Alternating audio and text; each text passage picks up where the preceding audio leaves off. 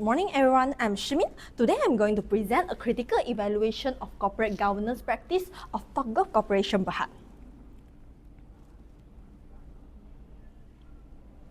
So Tokgov is a Malaysian public listed company started in 1991 and founded by Tan Sri Dr. Lim Wee Chai. It has grown from a single factory into the world's largest rubber glove manufacturer. It has currently with 51 production facilities in 7 countries and export to 195 countries globally. It's also a long-lasting company which listed on Bursa Malaysia on 2001.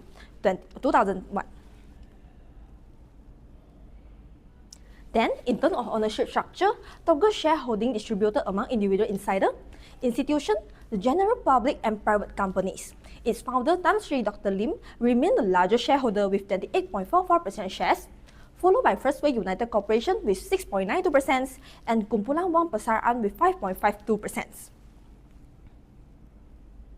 Besides, the board composition demonstrates a mix of 44% and 56% independent non-executive leadership supporting an effective oversight. Then for governance structure, we can see an adoption of hybrid governance approach that combining rule-based compliance with Bursa Malaysia main market listing requirement and principle-based practice under Malaysian Code on Corporate Governance (MCCG). So actually, from its board structure of 4 female representatives out of 9 already show its compliance with MCCG 2021 Practice 5.9 recommend at least 30% women directors. Next, I will apply agency theories and stakeholder theories to evaluate Tokgov governance practice. So agency theories. Agency theory explains how corporate governance reduces conflict between shareholders and managers. At Tokgov, performance-linked incentive align managers' interest to the long-term shareholder value by allowing eligible employees to convert performance incentive into employee share option scheme. However, the 2020 labor crisis showed that short-term targets and bonus-driven incentive without strong ethical control can lead to agency risk and reputational damage. And currently, Tokgov linked 40% of management KPI to the ESG metric, while the board also ensures the management to oversee digital and cybersecurity risks, thereby strengthening accountability and sustainable governance. Then moving to stakeholder theories. Stakeholder theory mentioned that companies should create value for all stakeholders, not just shareholders.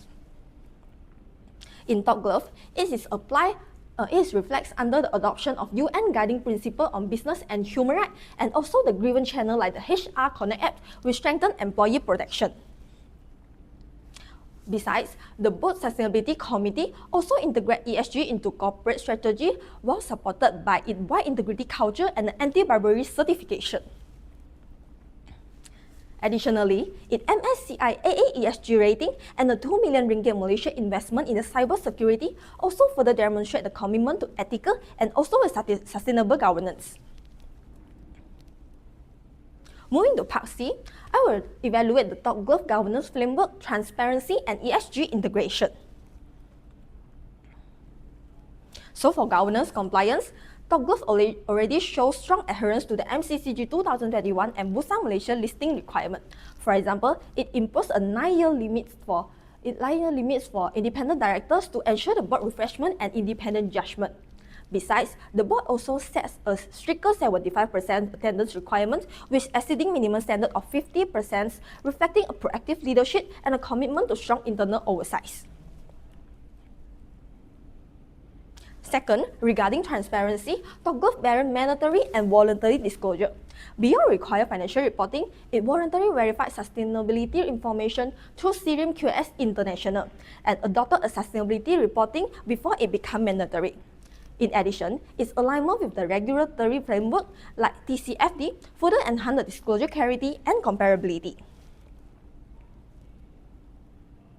Third, Tokgov established the sustainability steering groups and integration of ESG into enterprise risk management, further strengthened its accountability and strategic alignments.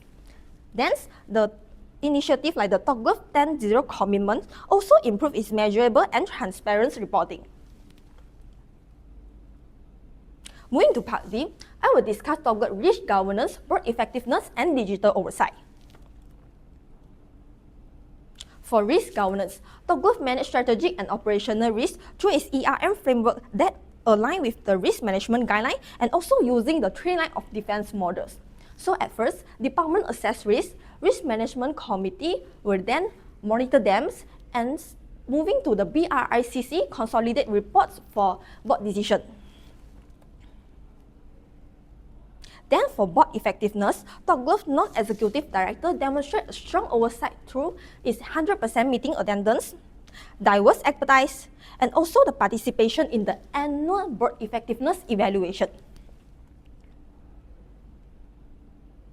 Moreover, top grade digital transformations under Industry 4.0 with a 90% production automation has shifted its board's focus to the real-time data management.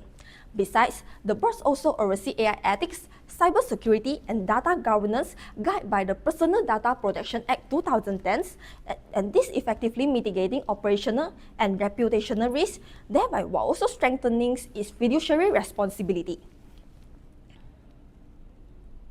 And lastly, I'm going to talk about top grade sustainability governance, crisis preparedness, and also reflection for myself. So, top grade sustainability demonstrates a strong alignment with corporate governance by integrating responsibility into operation.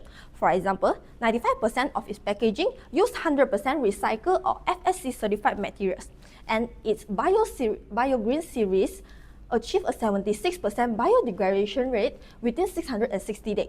This life cycle assessment is verified by the SETRA and can provide stakeholders with reliable environmental data, showing its governance oversight in the sustainability.